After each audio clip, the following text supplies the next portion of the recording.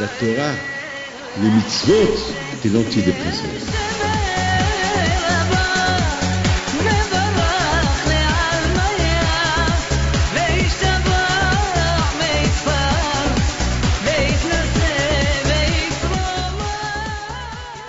B'Shotouray Verabotai, avec la permission d'Hachem, j'espère que vous allez tous bien.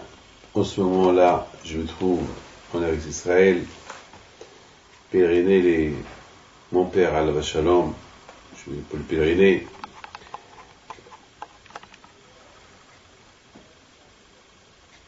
Pendant ces moments-là que je vous parle, je réfléchis combien chacun de nous il doit se renforcer dans la Emouna, parce qu'on parle des parachutes des Avot al-Kedoshim, Abraham, Yitzhak, Yaakov. C'est les parachutes où on nous apprend comment apprendre d'eux.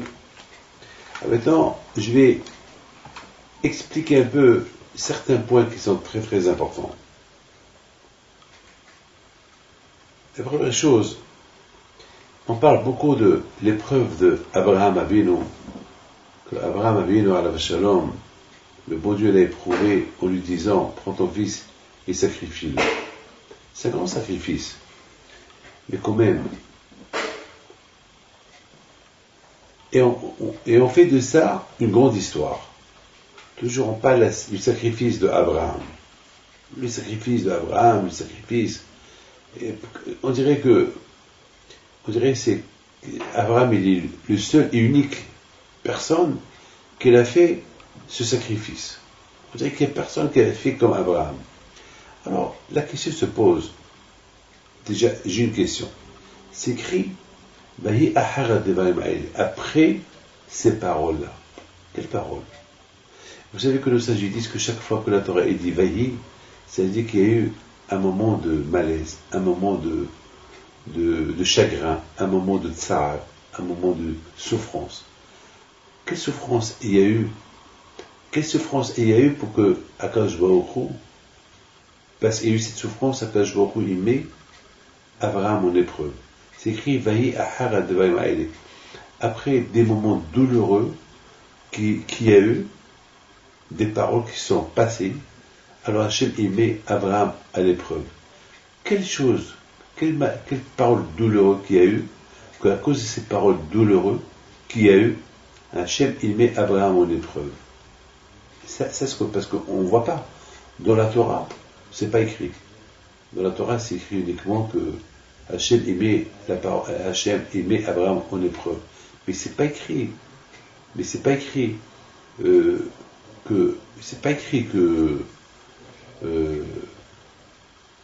Que avant l'épreuve du sacrifice de Yitzhak, il y a eu des paroles douloureuses. C'est pas écrit. Donc c'est ce que nous allons essayer de comprendre. Et la deuxième question que j'ai vue dans beaucoup des livres qui posent, c'est bizarre. Toujours, comme j'ai dit tout à l'heure, toujours on parle du sacrifice de Abraham. Mais vous savez, dans toutes les générations, dans toute l'histoire juive, toujours il y a toujours eu la Shoah. Beaucoup des fois, les Juifs, ils ont souffert, ils ont été persécutés. Des gens, ils sont morts parce qu'ils sont juifs. Par exemple, la plus belle des histoires que je peux vous raconter, c'est l'histoire de comment ça s'appelle, il y a un grand sadique, au moment que les Allemands ils l'ont pris pour le tuer à la chambre de gaz avec ses élèves, il a commencé à chanter. Shema Israël, il chantait, il était content. Vous avez vu quelqu'un qui va à la mort content? Regardez Rabbi Akiva. pendant que les Romains étaient en train de peiner son corps, ils rigolaient. Ils disaient Shema Israël, Hachem Elokeinu, Hachem Echad.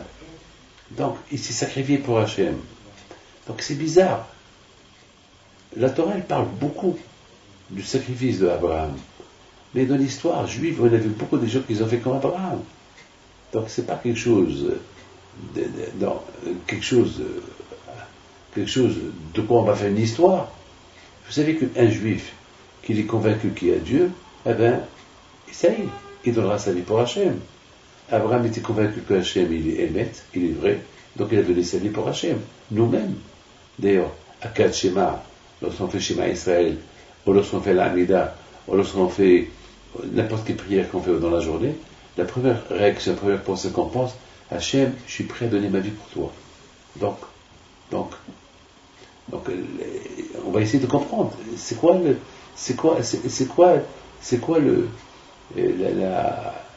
la chose exceptionnelle qu'Abraham il a fait, qu'elle est tellement spéciale qu'on se rappelle de ça. Chaque matin, on parle du sacrifice d'Abraham que nous, on ne peut pas faire. Que nous aussi, on peut le faire. On dirait qu'Abraham seul, il a fait ce qu'il a fait. On dirait que nous, on ne peut pas faire. C'est pas vrai. Nous aussi, on peut faire.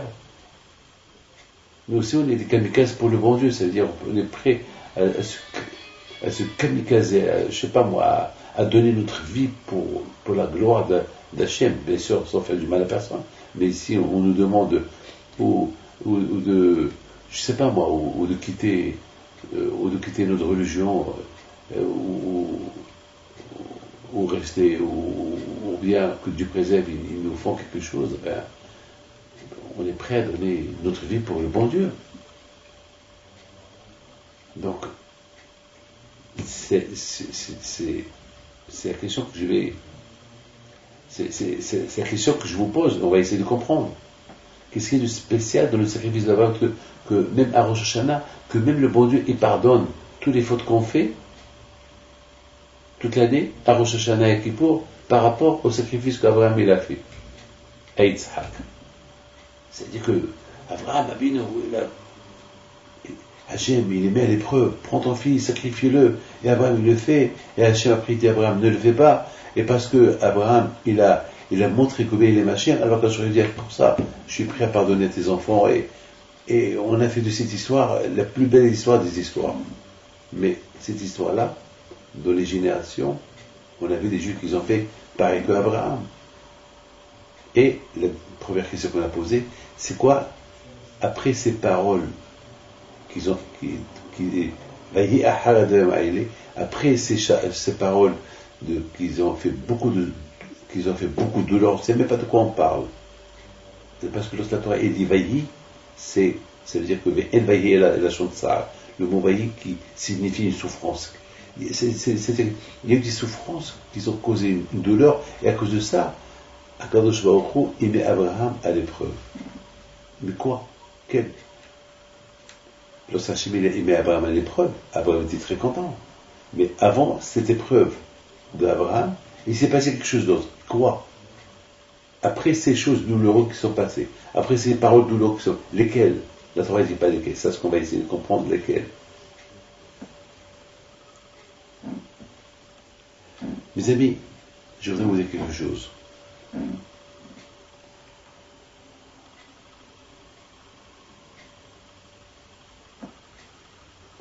Aujourd'hui,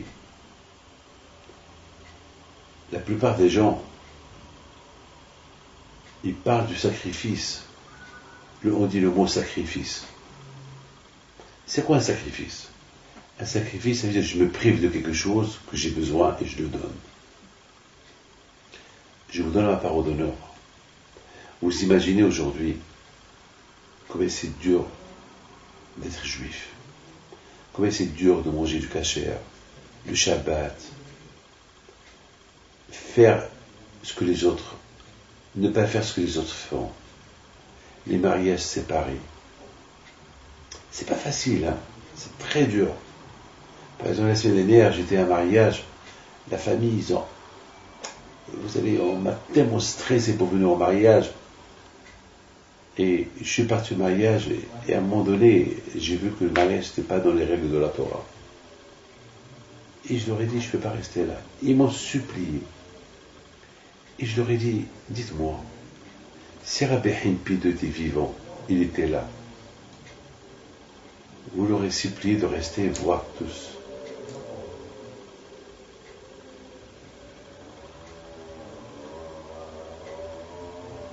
Ou j'aurais dit à Rabbi Himpido de rester là.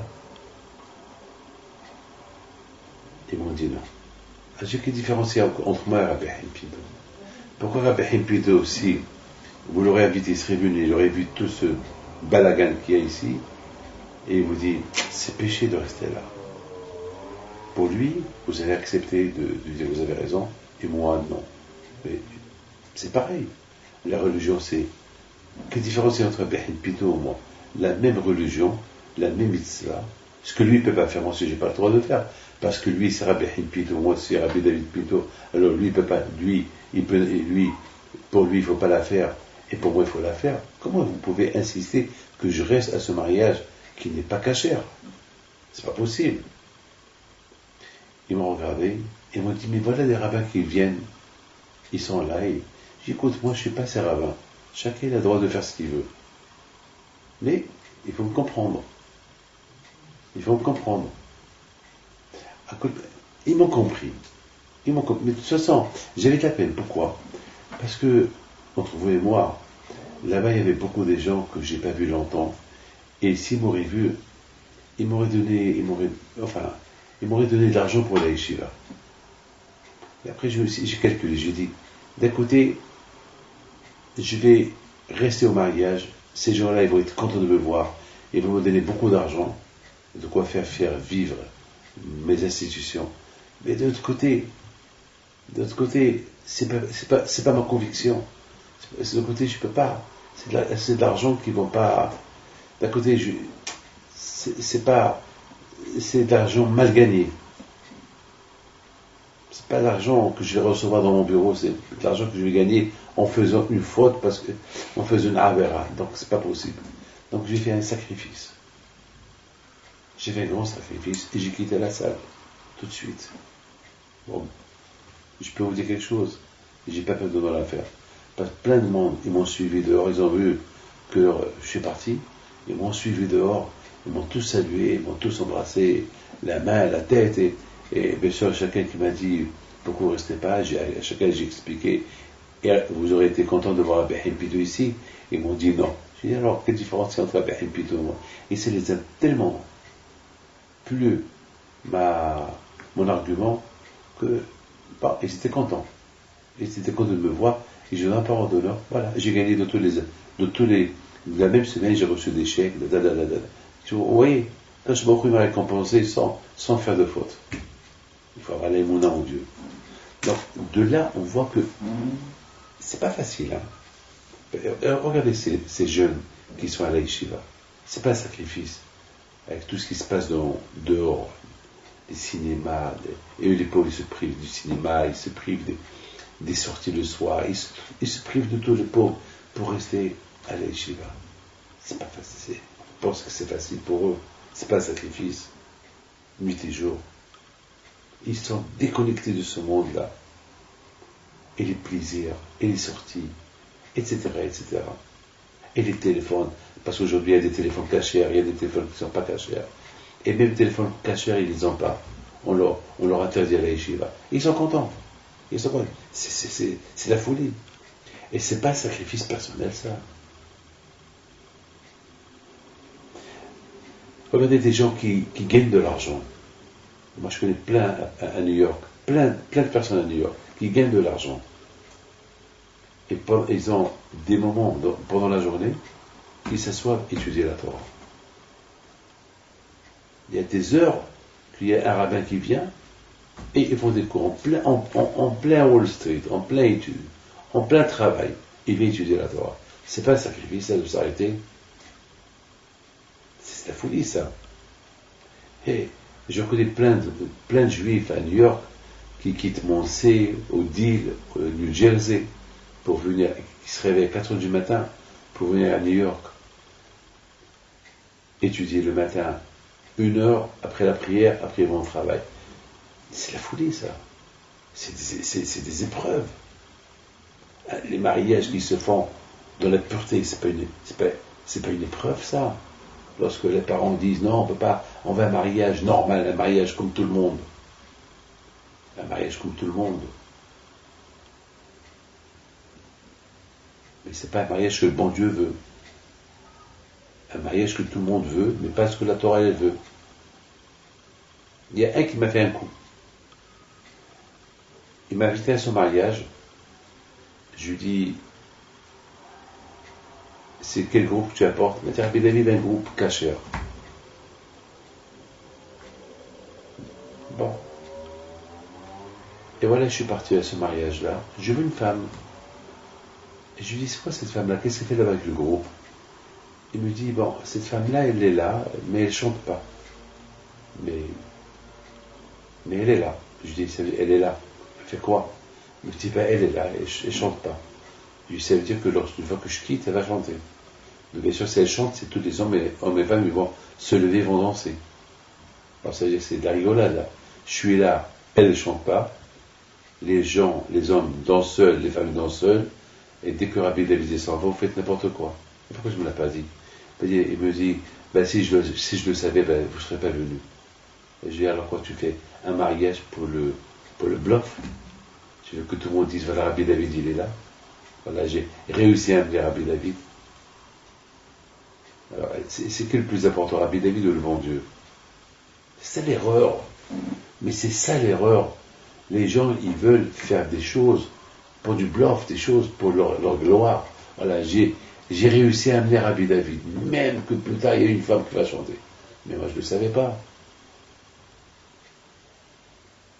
C'est des choses, ça veut dire quoi? Ça veut dire quoi? Ça veut dire, tu amènes un groupe avec une femme, tant que Rabbi David, il est là, alors tout va bien, elle ne chante pas, et dès qu'il s'en va, bon, j'ai eu Rabbi David, j'ai eu la femme. Mais t'as gagné quoi? Tu te bluffes toi-même, quand on dit en arabe, tu te moques de toi-même.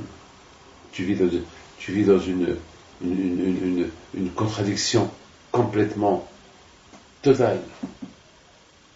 Donc vous voyez, mes amis, que c'est pas facile, hein, la religion juive. Très dur. Il y a une fille que j'adore. J'adore cette femme-là. Parce que pour moi, c'est une tzadékette. Je dis le mot j'adore, ça veut dire j'aime sa religion.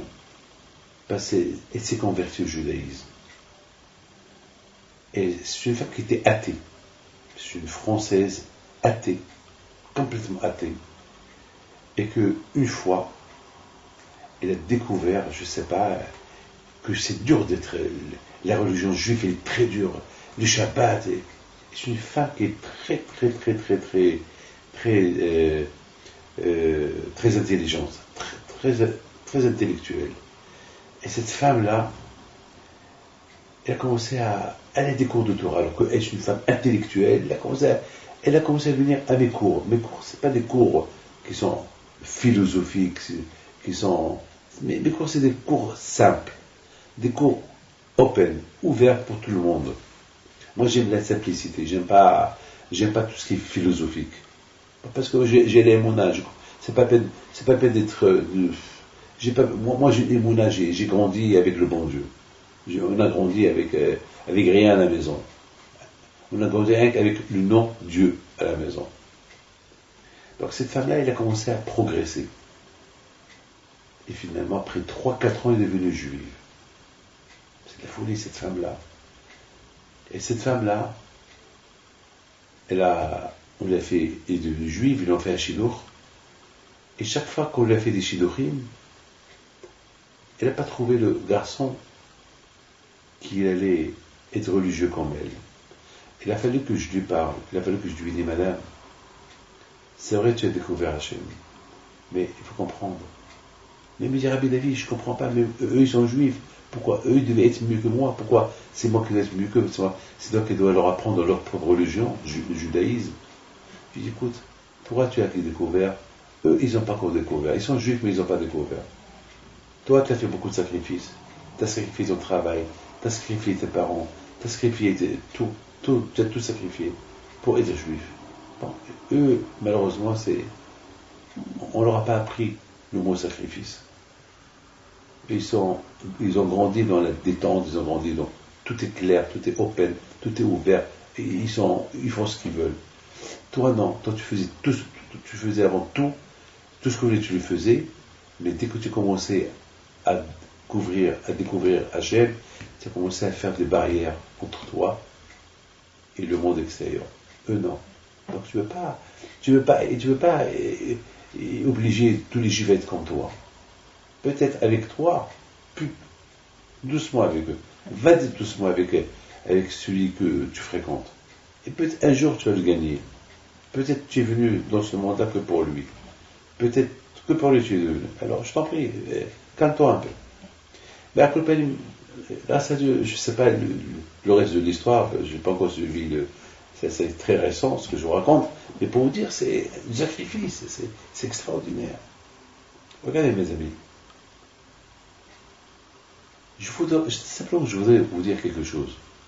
Aujourd'hui, on voit des juifs qui font des sacrifices, qui se sacrifient pour le bon Dieu, qui se sacrifient pour la Torah. Écoutez, elle dit à Paris, vous savez que le Shabbat, les gens, ils dorment un peu plus, surtout mettons en hiver.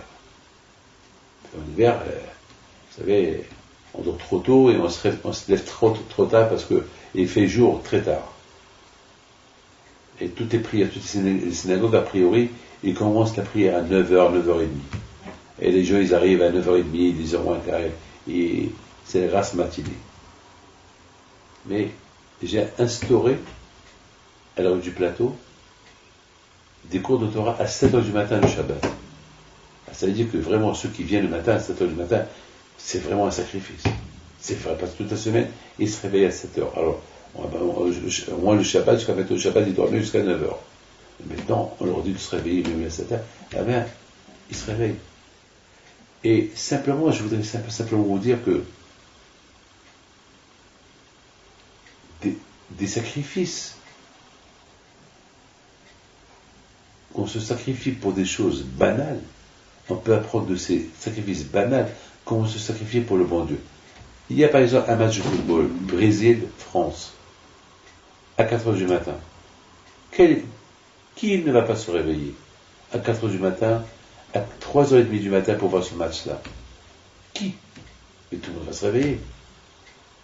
Mais c'est un sacrifice pendant un mois, lorsqu'il y a avec les décalages horaires, pendant un mois, lorsqu'il y a des matchs de football qui se passent au Mexique, au Brésil, ou je sais pas moi, ou en Argentine, les gens ils se réveillent à très tôt le matin, ou dire trop tard le soir pour voir ces matchs.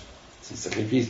Ah, vous allez me dire, ça c'est une fois dans l'année, ben justement, vous savez, lorsqu'on fait un sacrifice pour gagner de l'argent, vous ne voyez pas des gens qui se réveillent chaque matin à 4h du matin pour faire Paris, pour se préparer pour voyager à Paris, prendre le premier TGV de Paris, Lyon-Paris, et retourner le soir.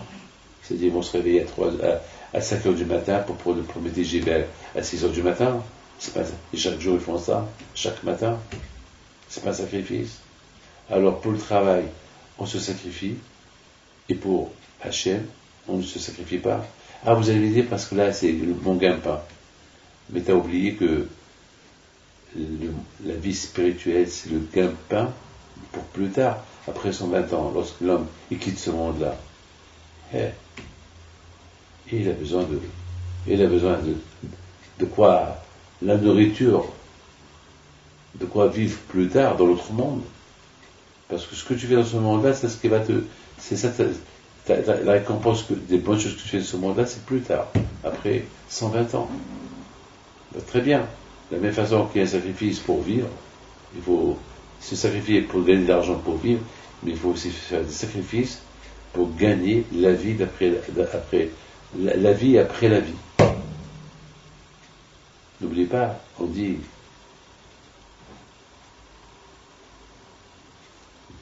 born to die. On est né pour mourir. Born to run. On est né pour courir. Born to live. On est né pour vivre. Born to survive. Il y a il y a toujours, après la vie, il y a quelque chose, ou quelque chose dont tu as besoin maintenant, ou quelque chose dont tu auras besoin plus tard. Donc mes amis, il faut bien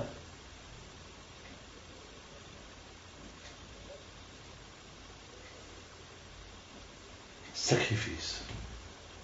Adam Arishon, Akash Baruch Hu lui a donné une seule mitzvah pour la faire. Il ne l'a pas fait. Il ne savait pas qu'il fallait se sacrifier. Caïn et Hevel, ils ont appris à faire des sacrifices pour le bon Dieu.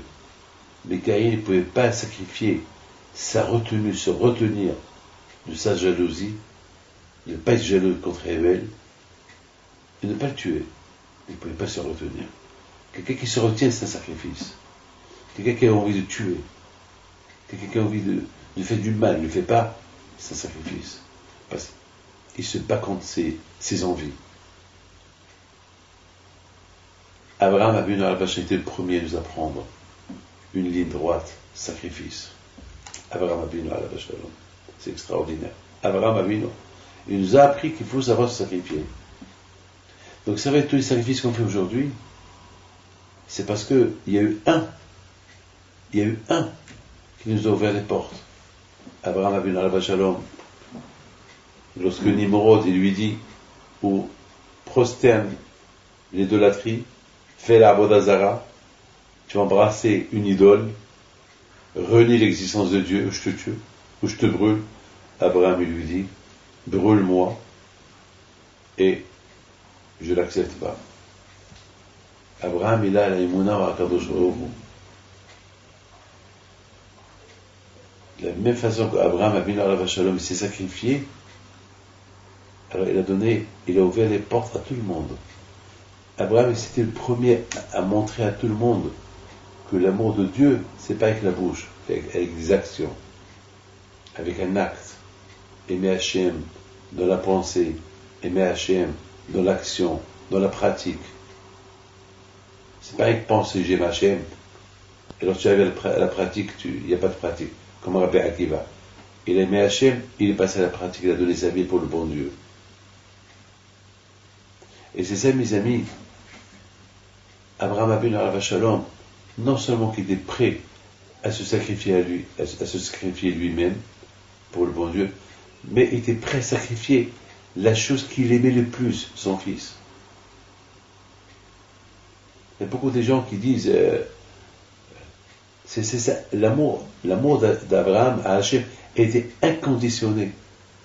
C'est-à-dire, il aimait Hachem, il était prêt à donner son corps, il aimait Hachem, il était prêt à dépenser tout son argent pour Hachem, il aimait Hachem, il était prêt même à sacrifier son propre fils, qu'il aimait pour Hachem.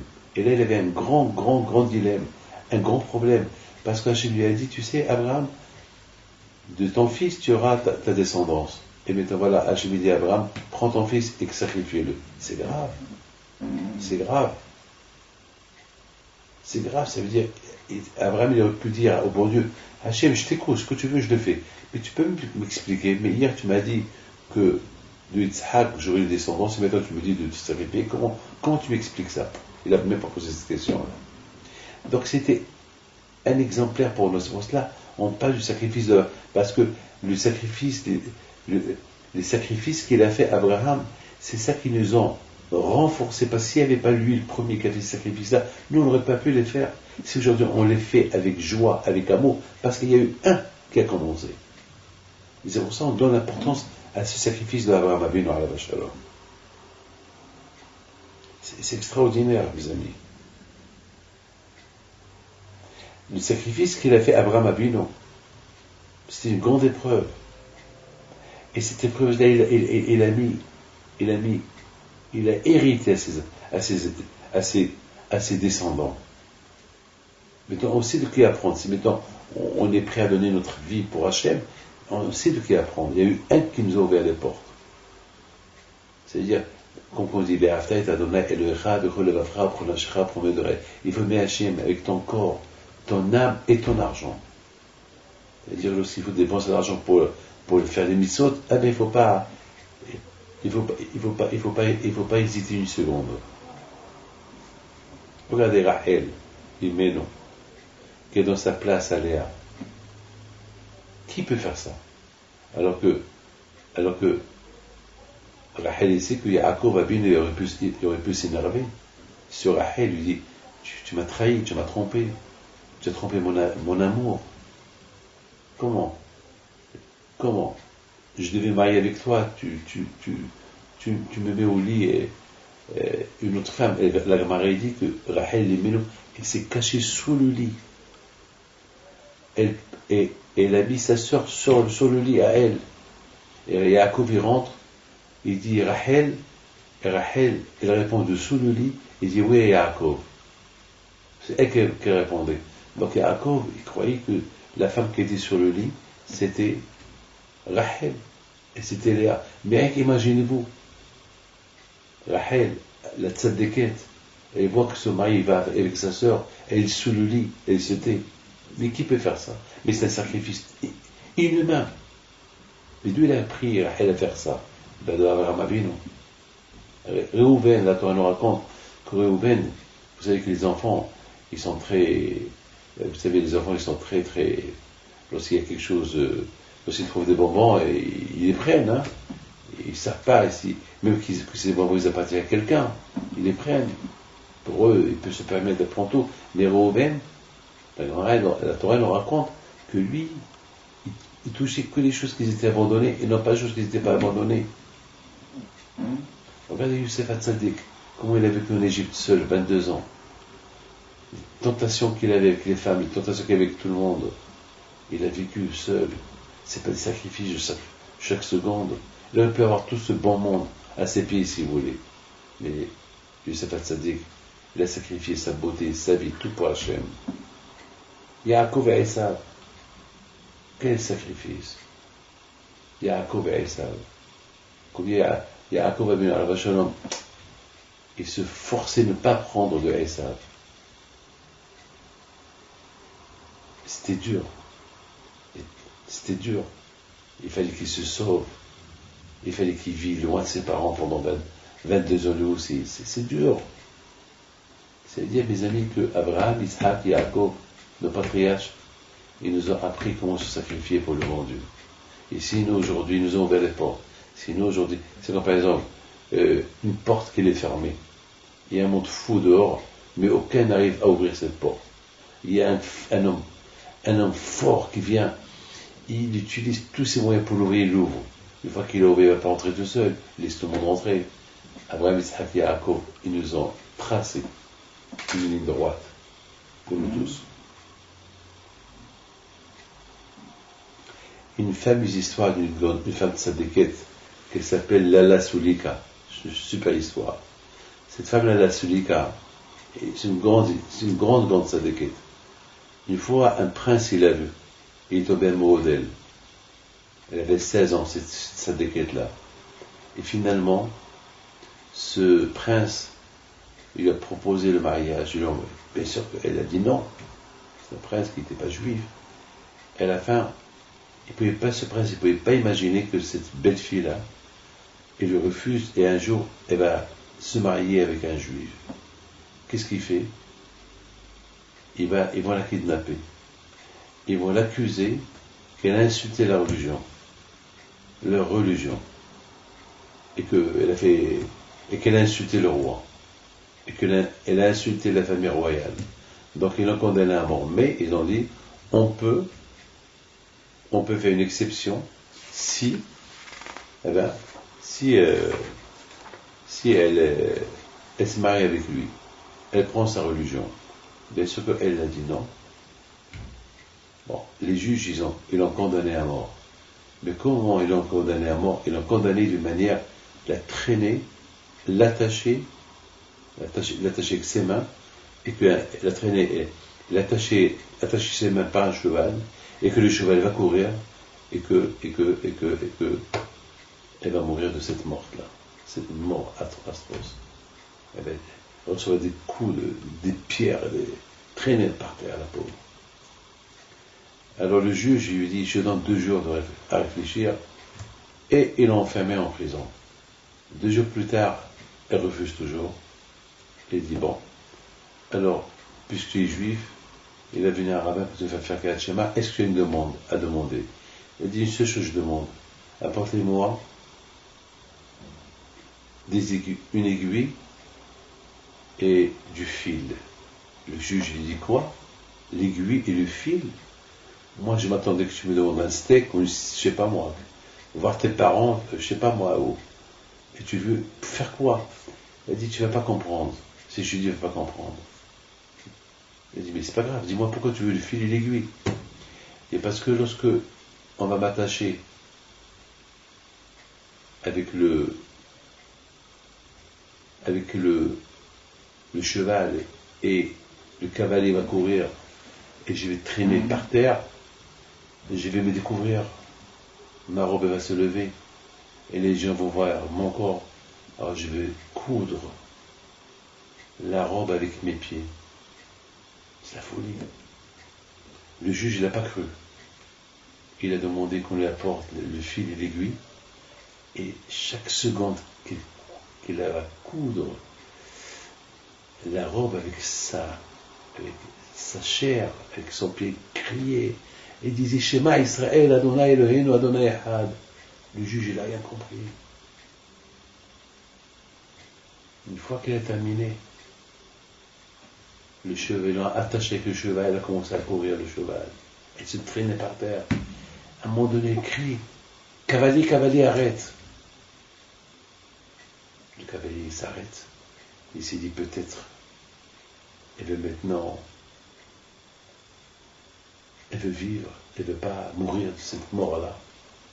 Elle dit, je t'en prie, il y a un endroit qui s'est découvert. Je t'en prie, laisse-moi que je recoue cet endroit qui s'est découvert de mes pieds. Mais où on voit ça? Mais c'est un sacrifice. Mais cette femme-là, Lala Soulika, si elle se sacrifie comme ça pour le bon Dieu, c'est qu'elle a pris de quelqu'un. Et c'est que ce générateur, celui-là ce phare, vous savez que le phare qu'il y a dans les ports, c'est lui qui signale l'existence de la terre pour ceux qui sont loin. Qui était le premier à envoyer ce signal, ce phare, pour vraiment être capable de mourir pour le bon Dieu? Abraham Avinu. Mes amis, c'est la folie. C'est la folie. C'est la folie. Chacun, mes amis, il a hérité d'Abraham Avinu quelque chose. Le sacrifice, aimer Hachem, aimer la Torah, aimer le prochain. Si, mes amis, écoutez ce que je veux dire. Abraham Avinu à Hachem tellement qu'il aimait, tellement qu'il était aimé par Hachem. Jusqu'à que Akadosh Baruch Hu lui-même, il est un tsar.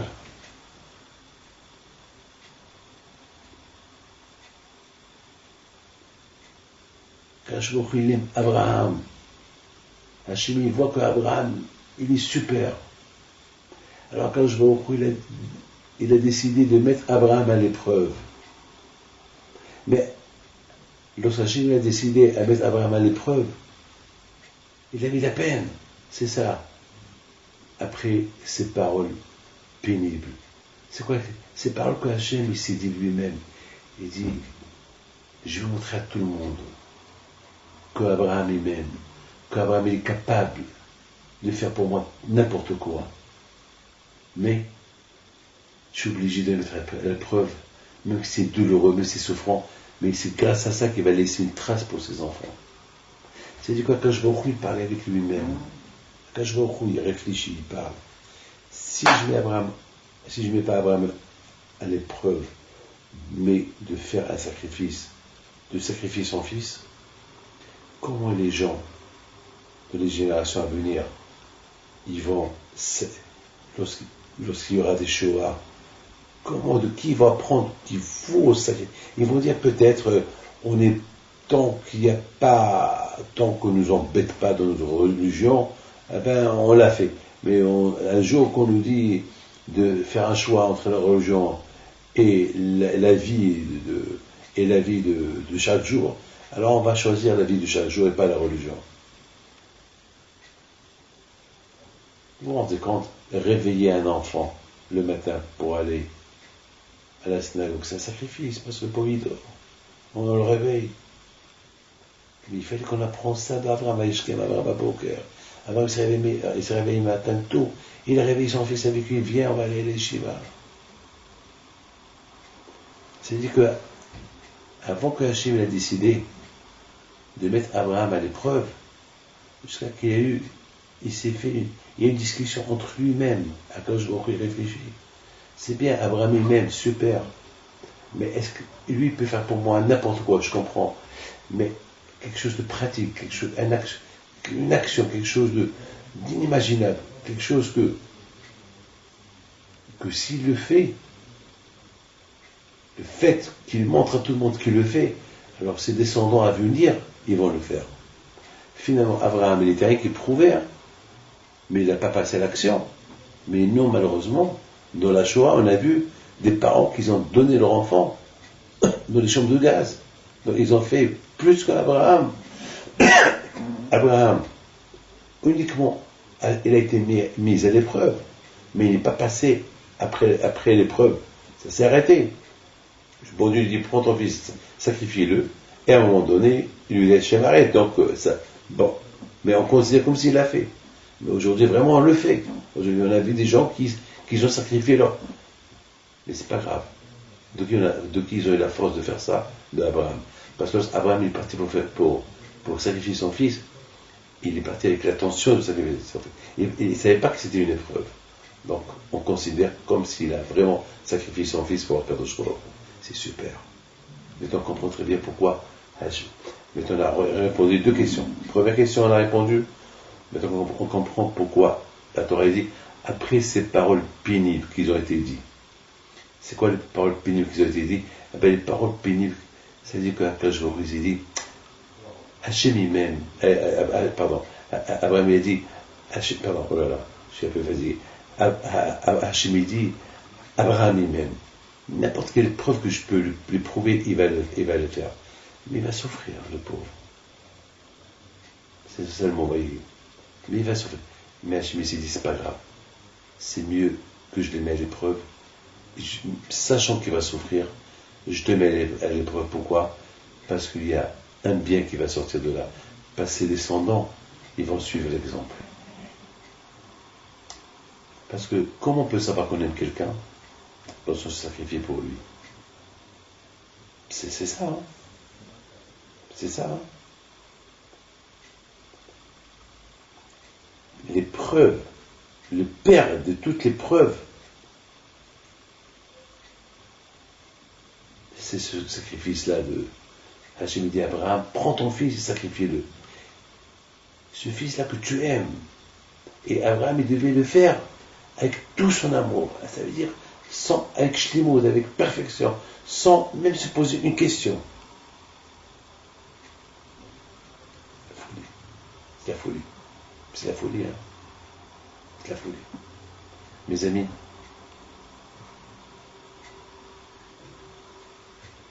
on voit à travers ce sacrifice-là la grandeur d'Abraham Avinu. Des mecs, hein. On voit la grandeur d'Abraham Avinu. Je voudrais vous dire quelque chose.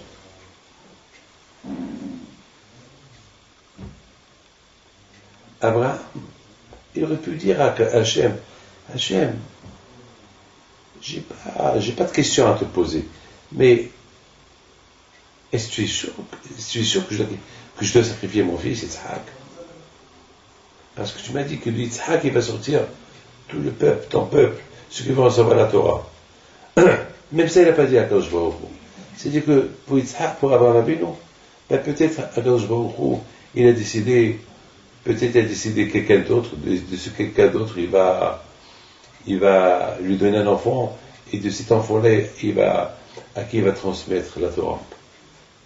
Vous vous rendez compte, ça, c'est une idée qui peut rendre Abraham je sais pas moi, ça peut perturber. Abraham Avinu à la Shalom, c'est dur, hein, c'est pas facile, cette idée-là, de se voir sacrifier son fils, et d'avoir une pensée, mais qu'est-ce que je vais devenir? Je suis vieux, et ma femme, qu'est-ce qu'elle va devenir? Mais le bon Dieu m'a dit que de Yitzhak, j'aurai une génération, il m'a donné la terre d'Israël, qu'est-ce qui va se passer? Il n'a pas pris ligne de compte de toutes ces questions-là. Et Hachim avait la peine. C'est ça le mot Vaï. Les paroles qu'il aurait pu dire à Abraham, il les a pas dit. Les paroles qu'ils auraient pu faire du mal à Abraham, et Abraham ne les a pas dit. Il partait avec joie accomplir les paroles d'Hachem. Qui est actif. Abraham connaissait déjà, il connaissait tellement Abraham, il savait même qu'Abraham, il n'allait même pas se poser toutes ces questions-là. Et c'est ça qui faisait la peine à Akadosh Baruch Hu. Et qu'Abraham, il n'allait même pas avoir. Il aurait pu poser des questions, il ne va pas les poser. Ça fait la peine à Akadosh Baruch Hu. Mais malgré tout, Akadosh Baruch Hu était obligé de passer à l'action, de mettre Abraham à l'épreuve pour que les générations à venir apprennent de lui. La preuve que c'était avec une épreuve, que Hachem n'a jamais pensé qu'Abraham devait passer à l'action pour sacrifier son fils, ce bélier, une fois que Hachem a dit à Abraham, arrête, tu ne vas pas sacrifier ton fils, tu arrêtes. Ce fameux bélier-là, qui était là, qui a été sacrifié à la place d'Abraham, eh bien, nos sages ils disent que ce bélier était le bon Dieu l'a créé quelques minutes avant Shabbat, le premier Shabbat de la création du monde. C'est-à-dire que Akadosh Baruch Hu, depuis le départ, il a voulu que ce soit avec une épreuve. Hachem devrait éprouver Abraham une fois qu'il résiste l'épreuve et qu'il va sacrifier son fils sans poser de questions, sans rien du tout. Donc, il y a un bélier qui va prendre la place de Yitzhak. Et qui va être à la place de Yitzhak Avinu.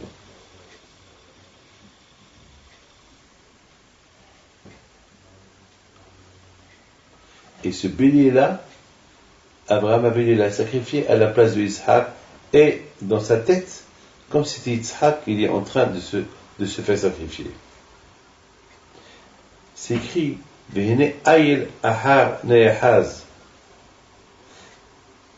Lorsque Hachem il a dit à Abraham, arrête Abraham, tu ne sacrifies pas ton fils. Abraham il voulait faire une action. Non.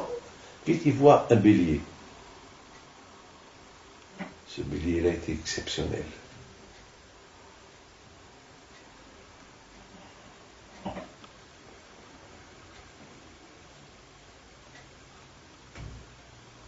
Hachem il a prévu un bélier.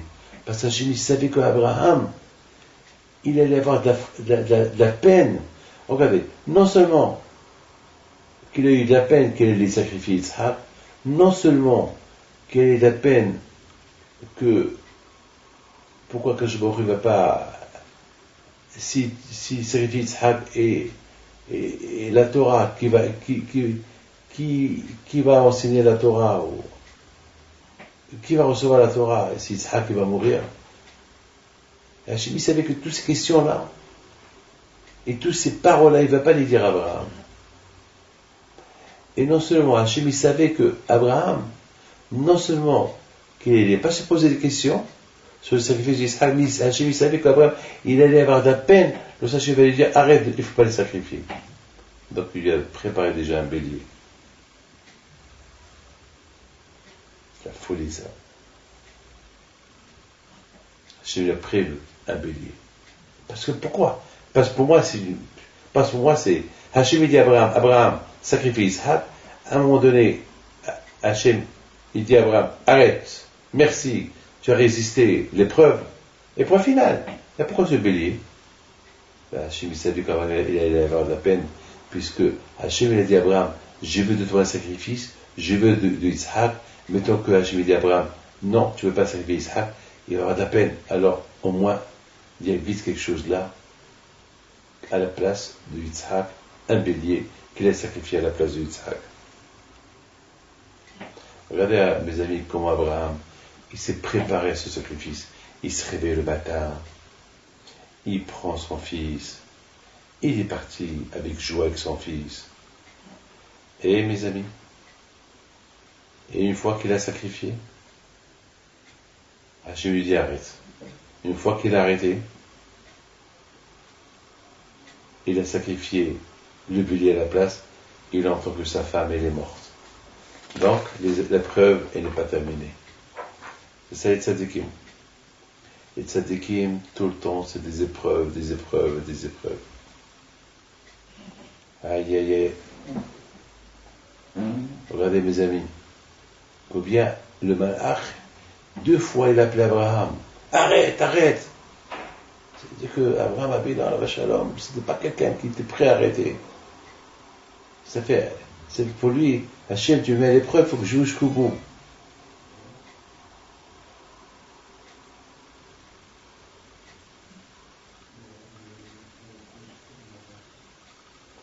Voilà le judaïsme, comme on doit être. Suivre l'exemple des parents. Mes amis, je voudrais simplement vous raconter une petite histoire, et j'arrête. Une belle histoire. J'étais au Mexique la semaine dernière, et il y a une femme qui vient me voir. Cette femme-là, elle donne des conférences à l'université. Je suis juif mexicaine. Il y a quelques années, elle avait la maladie, la grave maladie. Elle est venue me voir, comme tout le monde, pour une bracha, et la pauvre, c'est une femme qui n'était pas religieuse du tout. Et j'avais demandé, qu'est-ce que tu fais? Elle me dit qu'elle donne des conférences dans l'université, et des conférences sur, je sais pas, la science, je sais pas quoi. Et maintenant, elles se sont fatiguées, mais pour passer son temps, même qu'elle est en plein traitement de chimio, elle va donner ses conférences, et même que les médecins ne lui ont pas donné grand espoir pour vivre. Alors je dis, qu'est-ce que vous voulez? On m'a dit que vous pouvez me donner une bracha, au moins que je ne souffre pas, au moins que je résiste les souffrances, et si je dois mourir, ben je meurs. Je lui dis, dis-moi, tu es religieux, tu es croyant? Il me dit, je ne suis pas religieux, je suis traditionnaliste, malheureusement, j'ai pas eu d'éducation, pas éduqué. Et maintenant, c'est les forces des choses, maintenant que je vois que je suis malade, c'est maintenant que je prends conscience, et voilà, je viens pour une bracha, on m'a dit de venir, parce que, voilà, malheureusement, vous savez, toujours c'est comme ça. Lorsque, toujours la dernière adresse, c'est les rabbins, une bracha, du bon Dieu, c'est la dernière adresse. Alors je lui dis, tu sais quoi, puisque tu as encore des forces à donner des conférences, je veux que, lorsque tu donnes des conférences, je veux que tu dis, Beshem Hashem Naase Venatzliah, c'est-à-dire, au nom d'Hachem, on fera et on aura du succès. Beshem Hashem, avec le nom d'Hachem, on fera Venatzliah, et on va réussir. Ça veut dire que tout ce que tu fais, tu dis ça devant tout le monde en public. Et elle me dit, mais ils ne vont pas comprendre. Et je lui écris, voilà, tu écris, voilà, tata. Et je lui explique, et je lui dis, tu vas expliquer ça aux gens. De toute façon, je lui dis, les Mexicains, ils sont croyants. Lorsque tu dis, au nom de Dieu, tout ce avec le nom d'Hachem, on fera, on réussit. Bon. Mais il faut lui dire en hébreu, après tu traduis en espagnol. Je veux pas en honneur. Pourquoi je lui dis de faire ça? C'est pour lui donner un courage. Pour moi, qu'elle soit toujours en contact avec le bon Dieu. Qu'elle résiste. Qu'elle résiste parce que vous savez, dans des moments-là, surtout pour une femme qui n'est pas religieuse, elle peut même tomber dans le désespoir. Le fait qu'elle répète toujours le nom de Dieu, Dieu, Hachem, Hachem, Hachem, Hachem, Hachem, au nom d'Hachem, je réussis, ça va lui donner le courage pour vivre. C'est quelqu'un de ce monde. Voilà, la semaine dernière, je l'ai vu. Au départ, je ne me rappelais pas d'elle, parce que je ne l'ai pas vue il y a longtemps. Elle me raconte son histoire. Je dis alors, Il me dit, ben voilà, Rabbi David, j'ai fait ce que vous m'avez dit de faire. Je vais à l'université, je voyage partout, je donne des conférences, et à chaque conférence que je fais, je dis, Beshem Hashem Naaseh Ben Asliach. Et tout le monde écoute ce verset qui ne comprend pas la signification, et j'explique. Ils rigolent, les gens rigolent. Donc les gens, ils ont commencé à m'apprendre, à me connaître, et chaque fois que je fais une conférence, tout le monde dit Beshem Hashem Naaseh Ben Asliach, parce qu'ils l'ont noté, ils ont trouvé ça sympa. Il dit très bien, c'est sympa, mais toi, comment tu vas? Mais il dit, ben j'ai guéri. Voilà. Déjà, le fait de croire à ce verset que je lui dis de dire, et il le dit sans honte, là où il va, c'est un sacrifice. Vous voyez, éternellement le juif, il a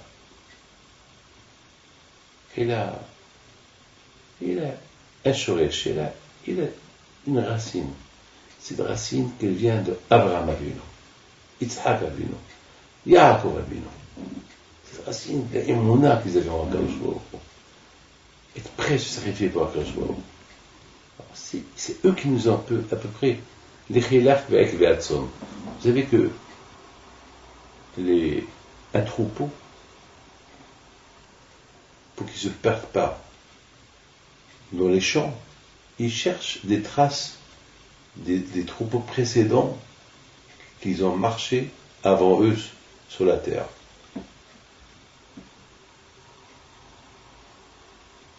Il y avait une fois un monsieur qui devait voyager le matin avec des gens. À l'époque, il neigeait avec des chariots. Il neigeait tellement beaucoup. Donc, à un moment donné, il a commencé à réfléchir. Et il leur a dit, mais vous allez partir où? Mais il neige, vous ne savez même pas, vous restez tout aux Arava. Non, on connaît la route, on a un marché à faire, on ne peut pas rester là, c'est 2-3 jours qu'on n'a pas travaillé, il neige. Ils sont partis. Ils sont partis malheureusement. Quelques jours plus tard, ils ont entendu qu'ils sont tous tombés aux Arava, ils sont tous morts. Alors, maintenant le monsieur là, il voit que la neige elle a arrêté, il a commencé à faire jour. Qu'est-ce qu'il a fait? Il a suivi des traces jusqu'à l'endroit où tout le monde est tombé. Il les avait dit, heureusement que je n'étais pas avec vous hier. Il a reculé, il est retourné sur en arrière, et une fois qu'il a trouvé d'autres traces qui l'ont emmené vers un chemin, vers le vrai chemin, à la route. Eh bien, nos parents, ils nous ont laissé des traces. C'est des traces qu'ils nous ont laissées. Parce qu'eux, déjà, ils ont traversé, eux nous ont préparé ces traces. En nous préparant ces traces, c'est ça la vie. On doit suivre ces traces. Parce qu'eux, ils ont été éprouvés de toutes les épreuves de la vie. Et ils les ont surmontées. Mais alors, si on veut chercher de nouvelles traces qui n'existent pas, qui mènent à des endroits, à un ravin, il faut toujours choisir les vraies traces qui te mènent sur le chemin, sur la route. Et les traces d'Abraham, Yitzhak, Yaakov, ils nous mènent sur le chemin, sur la route de Dieu. Voilà mes amis, que le bon Dieu vous protège, je vous donne le Bacharat Slaham, et je vous souhaite beaucoup de bonheur si Dieu veut. Et là, n'oubliez pas, si Dieu veut, le grand gala qu'on va faire le 8 décembre, si Dieu veut, à Paris. Vous appelez au bureau, ils vont vous donner toutes les informations, et on va passer, si Dieu veut, une belle soirée. Que Dieu vous